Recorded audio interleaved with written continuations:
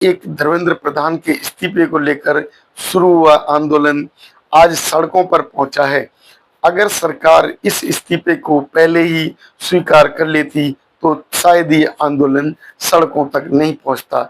सभी साथियों का बहुत बहुत स्वागत। साथियों, जिस तरीके से आज देश के कोने कोने में एक आंदोलन देखा जा रहा है और आंदोलन का मुख्य कारण है मोदी सरकार और मोदी सरकार की नीतियां। जिस तरीके से मोदी सरकार के आने के बाद 100 से अधिक जो पेपर लीक हुए और पेपर लीक का जो मामला वो दिन प्रतिदिन तूल पकड़ा। जैसे जैसे पेपर लीक होते रहे, जनता उस पेपर लीक का विरोध करती रही, क्योंकि जनता का जो पैसा लगता है फॉर्म भरने में, किराए में और जो उसकी पढ़ाई में जो तैयारी करनी होती है, उस पैसे को जो जनता है वो बर्बाद होता हुआ नहीं देख सकती। इसलिए जो जनता का आक्रोश अब सड़कों पर आया। कल जंतर मंतर पर एक विशाल धरने का आगाज हुआ और विशाल धरने के उस आगाज में किस तरीके से जनता वहां पहुंच रही है, वो किस तरीके से जनता का जो विरोध प्रदर्शन देखा जा रहा है। इसी बीच में मायावती जी ने एक ट्वीट के द्वारा सरकार को घेरा और सरकार के सामने जो आज की जो स्थिति है उस स्थिति पर अपनी बात रख दी। मोदी सरकार को एक चेतावनी देते हुए कहा कि जो है किस तरीके से जो मोदी सरकार आज शिक्षा, स्वास्थ्य, रोजगार और महिला सुरक्षा, पेपर लीक और जो दलितों पर उत्पीड़न है वो बढ़ते हुए देखे जा रहे हैं। मोदी सरकार के इस पीरियड में जो स्थिति बनी हुई है वो भयानक स्थिति है। इसी सबको देखते हुए जो मायावती जी ने जो कुछ भी कहा मैं आपको बताने जा रहा हूँ। जो मायावती जी जो कि ट्वीट करती हैं ट्विटर हैंडल पर और वो ट्विटर हैंडल के द्वारा पूरे देश को संबोधित करती हैं। तो मायावती जी का जो ट्वीट आया वो 7 पॉइंट का ट्वीट है। उस 7 पॉइंट के ट्वीट पर जो मायावती जी ने कहा, अब जबकि संसद का मानसून सत्र कल दिनांक 20 जुलाई से शुरू हो रहा है, एक बार फिर यह देश में आमजन की चिंता है कि क्या इस बार भी फिर से संसद का सत्र हंगामा व स्थगन आदि की भेंट चढ़ जाएगा, या फिर जबरदस्त महंगाई, गरीबी, बेरोजगारी, महिला असुरक्षा, महत्वपूर्ण परीक्षाओं के भी पेपर लीक आदि से जुड़े देश के ज्वलंत मुद्दों से उत्पन्न उत्तेजित, आक्रोशित व आंदोलित माहौल को शांत करने व इसके संतोषजनक समाधान हेतु गंभीरता दिखाई देगी। दूसरा पॉइंट, वैसे खासकर अयोध्या श्री राम मंदिर में जो चढ़ावा की चोरी, हेरा फेरी व गबन आदि को लेकर व्यापक जन आक्रोश ने भी यूपी व देश की काफी झकझोर कर रख दिया और लोग धर्म और चुनावी स्वार्थ हेतु राजनीतिकरण करने वालों को इसके लिए कटघरे में खड़ा करके उनसे दिल दुखाने की जवाबदेही मांग रहे हैं, जिसकी गूंज सड़कों से लेकर अदालत तक में है और संसद में भी यह मुद्दा जरूर गर्म होगा, जिस पर भी लोगों की पैनी नजर है। इतना ही नहीं बल्कि बंगाल में विधानसभा आम चुनाव के बाद के माहौल,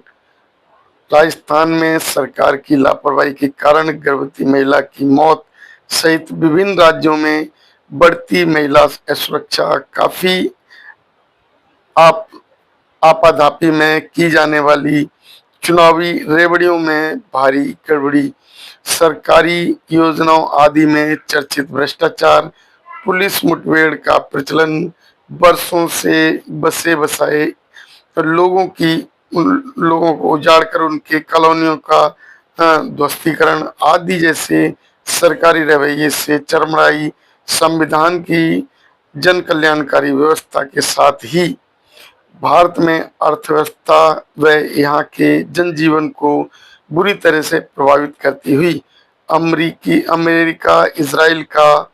ईरान के विरुद्ध लगातार युद्ध व रुपए का अवमूल्यन आदि देश व जनित के ऐसे खास मुद्दे हैं जिन पर राजनीतिक द्वेष, स्वार्थ व आरोप प्रत्यारोप की संकीर्णता व अनिश्चितता को लगातार सत्ता और विपक्ष दोनों को एकजुट होकर अच्छा उपाय ढूंढकर सराहनीय कार्य करना होगा, वरना लगभग 140 करोड़ की जनसंख्या वाले अपने देश में बहुजनों का जीवन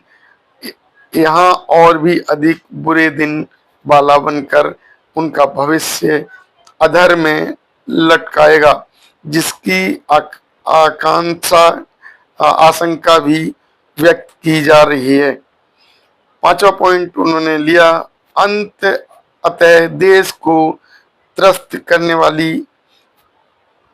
इन भारी चुनौतियों व उसके प्रति चेतावनियों को ध्यान में रखकर सदन के मानसून सत्र को बिना किसी उत्तेजना, रोष व द्वेष के सुचारू, शांतिपूर्ण एवं स्वस्थ लोकतांत्रिक परंपरा के मुताबिक चलाना सुनिश्चित किया जाना चाहिए, जो वक्त की अहम जरूरत है।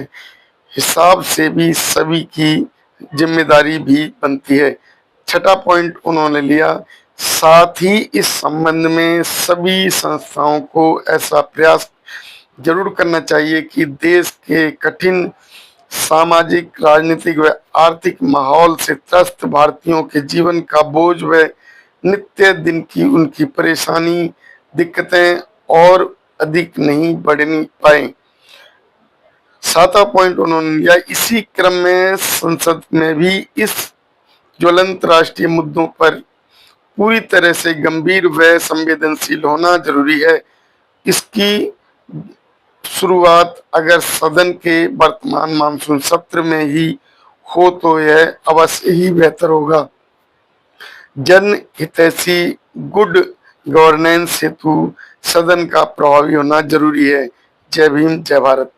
मायावती जी ने इस तरीके का जो ट्वीट किया वो देश को संबोधित किया, देश के तमाम जो आंदोलनकारी युवा हैं उनके लिए भी, और अभी वर्तमान में जो सरकार है यानी कि मोदी सरकार को कटघरे में खड़ा कर दिया। उन मोदी सरकार के जो सामने जो चुनौतियां हैं और चुनौतियां जो वो मोदी सरकार किस तरीके से उनकी अनदेखी कर रही है, इस तरीके की जो आवाज सरकार के द्वारा जो सॉल्व होनी चाहिए थी, समस्याओं का समाधान होना चाहिए था, वो समाधान सरकार के द्वारा किसी तरीके से नहीं हो पाया। साथियों, जो सरकार कटघरे में खड़ी है, विपक्ष भी उसको घेर रहा है और जो जनता है वो कल एक बड़ा आंदोलन के माध्यम से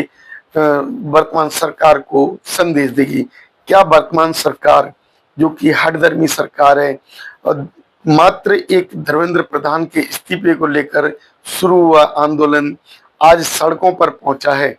अगर सरकार इस इस्तीफे को पहले ही स्वीकार कर लेती तो शायद ये आंदोलन सड़कों तक नहीं पहुंचता। यदि आप लोग हमारी इस वीडियो से सहमत हैं तो हमारे चैनल को लाइक करें, सब्सक्राइब करें और वीडियो को अधिक से अधिक शेयर करें। धन्यवाद।